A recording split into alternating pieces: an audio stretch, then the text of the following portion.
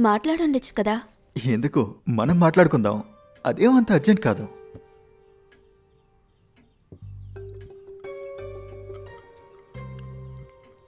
ఎవరు అజీజీ? నేను ఇజ్రాయెల్లో పనిచేయడానికి ట్రై చేస్తున్నాను. ఆ, జీజీ ఏజెన్సీలో పనిచేసే అమ్మాయి. అంతేనా? అంతేనా అని అడిగితే అదొక్కటే కాదు. ఇంకేంటి? అలా చెప్పుకుంటూ వెళ్ళేంతగా ఏం లేదండి. అర్థమైంది. అంతేనా అని నా డౌట్. అది పెళ్లి చేసుకునేంతగా ఏమీ చేయలేదండి. ఒక ఉమ్మ కూడా ఇవ్వదండి. అరే పాపం. అయితే ఇంకేమైనా ఉండొచ్చు కదా. ఉండొచ్చు.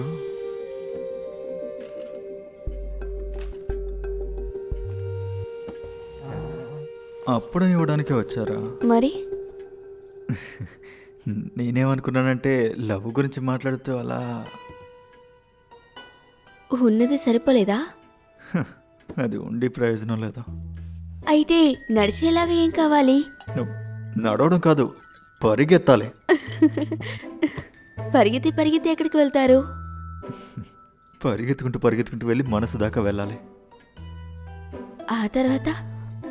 ఆ తర్వాత అలా నుదుటి నుంచి ముక్కుకి, తర్వాత పెదాలు, మెడ,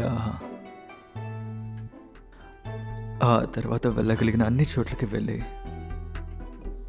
నేనేమంటున్నానంటే అలాగే రివర్స్గా రావాలి. ఎలా? దీని ముగింపే కదా మనసారా అంగీకరించటం. ఇది భలే ఉంది. సరే కానీ మన ఇద్దరం ఒకే లైన్లో ఆలోచిస్తున్నాం కదా. ఏయ్, కాసేపటికి ముందే కదా వేరేలాగా మాట్లాడా. అది ఒక్కొక్క అనుభవం నుంచే కదా మనం ఒక్కొక్కటి నేర్చుకుంటాం.